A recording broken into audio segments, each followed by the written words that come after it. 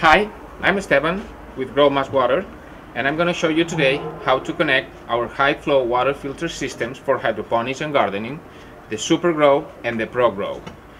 Super Grow give you 800 liters per hour and the Pro Grow 2000 liters per hour. Both of them comes with a already installed garden hose quick connection in the inlet and in the outlet, so it's pretty easy to connect. So take your garden hose, okay, connect it to the inlet water, and take another garden hose and connect it to the outlet water. Make sure that are good connected, and then you can turn on your water, and you are ready to water your plants. Pretty easy.